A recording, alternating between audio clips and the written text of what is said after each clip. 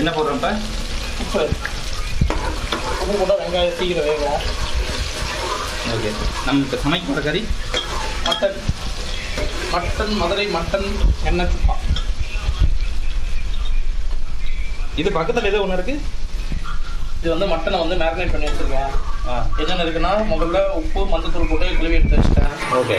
அதுக்கப்புறம் இதில் கை வைக்கலாமா? வைக்கலாம்.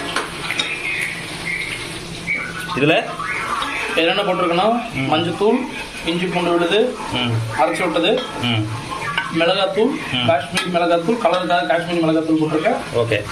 அது போக பெப்பர் 2 ஸ்பூன், மல்லித்தூள் 2 ஸ்பூன், அப்புறம் கரம் மசாலா 1 ஸ்பூன். ஓகே. கடைசியாக வந்து புளிப்புக்காக, ஏன்னா நான் வந்து குழம்புல வந்து தக்காளி சேர்க்க மாட்டேன். ஸோ புளிப்புக்காக என்ன பண்ணியிருக்கேன், அதில் வந்து ஒரு பழம் எலுமிச்சை பழம் தண்ணி வந்து புளிஞ்சு விட்டுருக்கேன். ஓ, புளி போடலாமா? அதுக்கு புளி போடக்கூடாது. புளிப்புக்காக எலுமிச்சை பழம் புளி போட்டோம்னா டேஸ்ட் மாறிடும். ஓகே. இதில் வந்து எண்ணெய் ரொம்ப ஜாஸ்தியாக இருக்கணும். ஏன்னா இது வந்து குழம்பு எண்ணெய் குழம்பு தான். தண்ணி எதுவும் சேர்க்க மாட்டோம். எண்ணெயிலே வந்து கறி வேகணும். ஃபுல் அண்ட் ஃபுல்லாக எண்ணெயில் தான் வேகணும். ஆமாம். ஓகே. அடுத்து இதில் என்ன போடுவீங்க? அடுத்து இதில் வந்து பார்த்தீங்கன்னா, வெங்காயம் நல்லா ப்ரௌன் கலரில் வந்ததுக்கப்புறம் இதை அப்படியே போட்டு ஒரு 5 மினிட்ஸ். இந்த மட்டனை இதை எடுத்து இதில் போட்டு எண்ணெயில் வேக வச்சுட்டு திரும்ப வந்து குக்கர் விசில் போட்டு, ஏன்னா இதில் எல்லா மசாலாவும் போட்டு நம்ம இஞ்சி பூண்டு விழுது, கரம் மசாலா, மல்லித்தூள், மிளகுத்தூள், மிளகாத்தூள், எல்லா தூளும் போட்டா இதில் போட்டு அதிலே கறியோட இறங்குறதுக்காக. ஆமாம், மேரினேட் ஆகிருக்கும். இப்போ இதை அப்படியே எடுத்து இதில் போட போகிறோம். அவ்வளோதான். ஓகே. இப்போ வந்து மேரினேட் பண்ணியிருக்கிற இந்த கறியை இதை கூட சேர்த்து வச்சுட்டு போகிறேன். தூளை ஆட் பண்ணுறீங்க? ஆமாம். நம்ம ஆல்ரெடி மசாலாவில் மிக்ஸ் பண்ணி வச்சுருக்கோம். அது ஆயிலோடு சேர்ந்துட்டு அந்த மசாலா எல்லாமே பாயில் ஆகிடும். ஆமாம். இதுலேயே 2 ஸ்பூன் ஆயிலும் ஊற்றிருக்கேன். ஓ, இதில் ஆயில் மிக்ஸ் பண்ணியிருக்கீங்களா? ஆமாம்.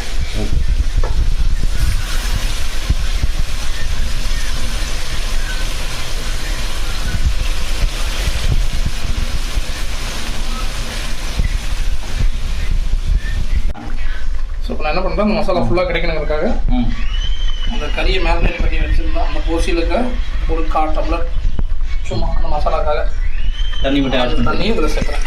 சும்மா லைட்டாக அவ்வளோதான். இப்போ நம்ம மட்டன் எத்தனை கேஜி இருக்குது? இதில் 1.5 கேஜி இருக்குது. மட்டனே வந்து தண்ணி வரும். ஓகே. இப்போ இந்த டிஷ் இருக்குல்ல? ஆமாம். இந்த டிஷ் வந்துட்டு நீங்களா பண்ணுறீங்களா இல்லை யாராச்சும் உங்களுக்கு ரெஃபர் பண்ணாங்களா? எனக்கு மதுரையில் என் ஃப்ரெண்ட் ஒருத்தர் இருக்கான். ஓகே. ஸோ அவன் சொல்லுவான் எப்போவுமே மதுரை மட்டன் சுக்கா என்ன குழம்பு சூப்பராக இருக்கும் அப்படின்னு. ஓகே. ஸோ அவங்ககிட்ட இந்த ரெசிபி கேட்டு அவன் சொன்ன மாதிரி தான் இப்போ செஞ்சுருக்கோம். ஓ, இதான் ஃபர்ஸ்ட் டைம் அப்போ செய்யுங்க? எஸ், இதான் ஃபர்ஸ்ட் டைம் ட்ரை பண்ணுறேன். எப்படி இருக்குன்னு பார்ப்போம். ஓகே.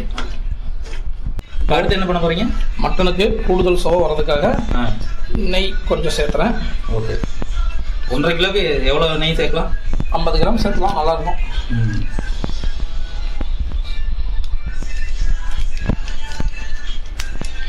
இது சாப்பிட்ற மாதிரி இருக்குமா? கண்டிப்பாக சாப்பிட்டு நீங்களே வாயில் வரல வச்சுருங்க. நான் சமைக்க ஆரம்பிச்சேன்னு எல்லாரும் வாயிலும் எச்சி ஊற ஆரம்பிச்சிடும். ஓகே. நான் ஃபஸ்ட்டு சாப்பிட்றேன், அதுக்கப்புறம் சொல்கிறேன். ஃபஸ்ட் டைம் சமைக்கிறீங்களா? அதனால் ஃபஸ்ட்டு நான் செக் பண்ணிக்கிறேன். தாராளமாக.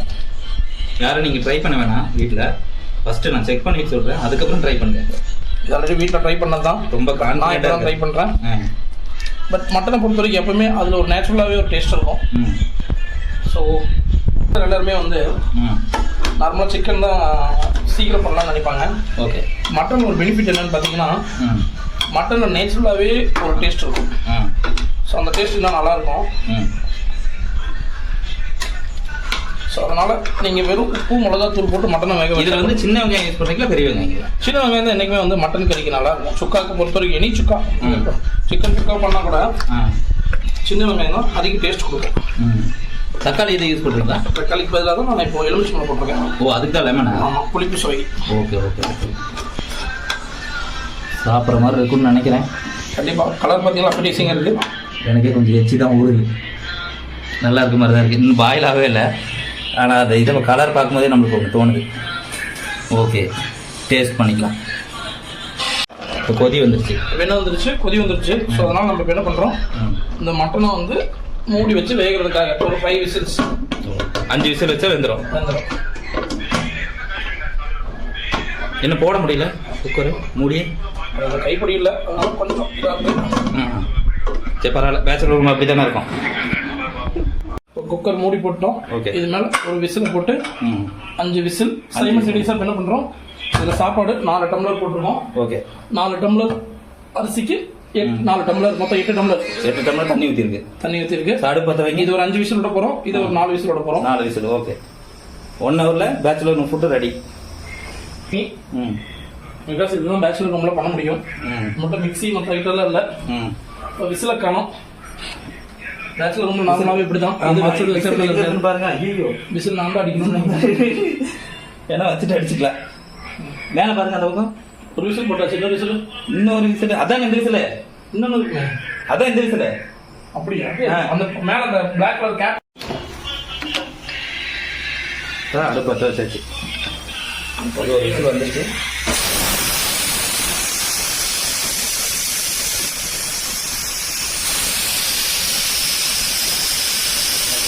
சாப்பாடு ரெடி.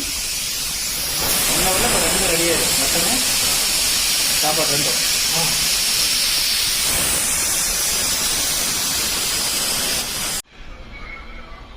பாருங்க, ஃபுட்டு ரெடி ஆகிட்டு இருக்கு.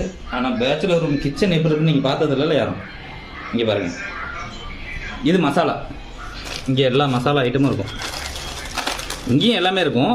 கீழே பார்த்தீங்கன்னா இங்கேயும் இருக்கும். இது பார்த்தீங்கன்னா ஓப்பனாக தான் இருக்கும். இதுதான் பேச்சுலர் ரூம் கிச்சன். சிங்கில் பார்த்தீங்களா? ஓகே, கிச்சன் வந்துட்டு இருக்குன்னு நினைக்கிறேன். இதுதான் எங்கள் பேச்சுலர் ரூம் கிச்சன். எவ்வளோ நீட்டாக இருக்குன்னு பார்த்தீங்களா? உங்கள் வீட்டில் இந்த மாதிரி நீட்டாக இருக்குமான்னு பாருங்கள். எங்கள் வீட்டில் ரொம்பவே நீட்டாக இருக்கும். இது பாருங்கள், தேங்காய் இருக்குது பாருங்கள். இது பழைய உருளைக்கிழங்குன்னு நினைக்கிறேன். ஆமாம், போன வாரம் வாங்கணும். இருக்கு, ஆனால் பரவாயில்ல.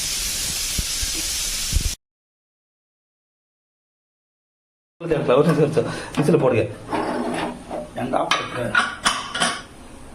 தந்துங்க ஒரு நிமிஷம். ஓகே, எத்தனை விசில் வந்திருக்கு? 5 விசில் வந்து விசில் அடங்கிருச்சு. ஓகே ஓகே, பார்த்து பயங்கர சூடாக இருக்கும். ஓப்பன் பண்ணிட்டேன். ஓகே, வாசம் நல்லா இருக்கு. ஆயில்லாம் இறங்கியிருக்கோ? இது ஒன்லி ஆயிலே வந்த கறி. இப்போ நம்ம என்ன பண்ண போகிறோம், இதில் அப்படியே வந்து பாருங்க, மல்லித்தலையை போடுறோம். அந்த இதில் மட்டன் உள்ள ஆயில் நிறைய வந்திருக்கும் போல. ஆமாம், இது நம்மளோட பேரே வந்து எண்ணெய் கறி, எண்ணெய் சுக்கா. பாருங்க இப்படி வந்துருக்குன்னு செம்ம. பார்க்கும் போதே கொஞ்சம் எச்சு வருது. இது என்ன ஆகும், அப்படியே பாருங்க ஆடியில் எப்படி வந்துருக்கா, கொஞ்சம் மாதிரி வந்துருக்கும் போல.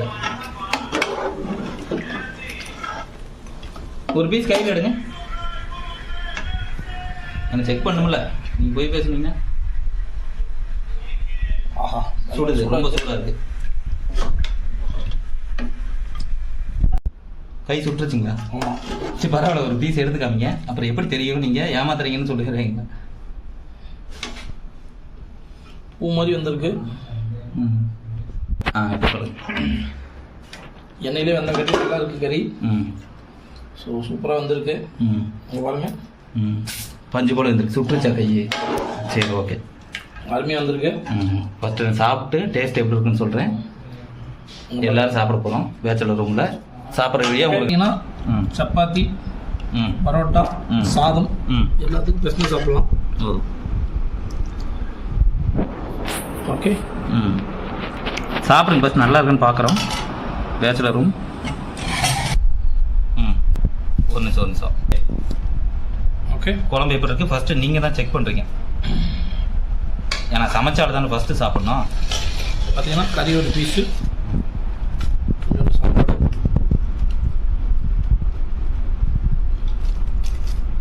எடுத்து சாப்பிட்றோம்.